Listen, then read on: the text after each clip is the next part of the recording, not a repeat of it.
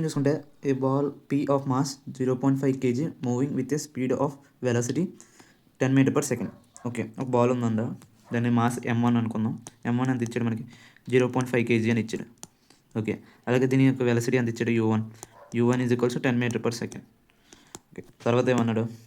Colloids with another ball of mass q 1 kg at rest. Okay, ఈ ball అంట ఒక మాస్ని collide చేసిందంట. ఆ మాస్ ఎంత ఇచ్చాడు మనకి? ఇక్కడ m2 is equals to 1 kg అని ఇచ్చాడు. ఆ మాస్ ఏమో రెస్ట్లో ఉందంట. సో మనకి ut ఈజ్ ఈక్వల్స్ టు 0 అవుతుంది. ఓకే, ఇప్పుడు ఏమన్నాడు మళ్ళీ? If the coefficient of restitution is 0.4 అన్నాడు. అంటే కోఫిషియంట్ ఆఫ్ రెస్టిట్యూషన్ అంటే ఏంటి? మనకి ఈ ఈజ్ ఈక్వల్స్ టు 0.4 అని ఇచ్చాడు వాల్యూ. ఓకే, తర్వాత ఏమన్నాడు మనకి? The ratio of velocities of the ball p and q after the collision అయిపోయాక వాటి యొక్క వెలాసిటీస్ ఎంత అని అడుగుతున్నాడు. సో మనకి ఈ వాల్యూ ఇచ్చాడు కదా, మనకు ఒక ఫార్ములా తెలుసు ఇక్కడ. ఏంటి? Is equals to v2 minus v1 by u1 minus u2.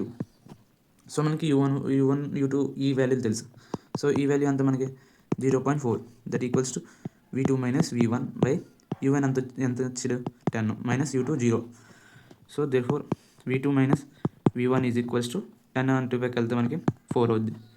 So v2 minus v1 is equals 4. ఇది ఒక ఈక్వేషన్ వచ్చింది. ఓకే, ఇప్పుడు నెక్స్ట్ మనకి from law of conservation of momentum. మనకి ఏంటి? Momentum before collision is equals to momentum after collision. అంటే ఏంటి మనకి? m1 u1 plus m2 u2 is equals to m1 v1 plus m2 v2. So m1 ఎంత ఇచ్చాడు మనకి? 0.45, u1 అంటే 10, m2 1, u2 ఎంత? 0. దట్ ఈక్వల్స్ టు m1 అంత 0.5 v1 plus m2 1 into v2 తెలియదు మనకి v2. So 0.5 into 10. దీన్ని 0.5ని 1/2 కింద రాసుకుంటున్నాను. అంటే మనకి 10/2 వస్తుంది. ప్లస్ ఇక్కడ 0 ఈజ్ ఈక్వల్స్ ఇక్కడ కూడా 0.5ని 1/2 కింద రాసుకుంటాను.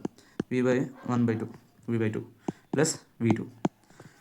సో దీన్ని సాల్వ్ చేస్తే మనకి 10/2 is equals to v1 plus 2v2/2. ఈ 2 క్యాన్సిల్ అవుతే మనకి దేర్ఫోర్ మనకి ఈక్వేషన్ ఏమొచ్చింది? మనకి v1 plus 2v2 is equals to 10 అని వచ్చింది.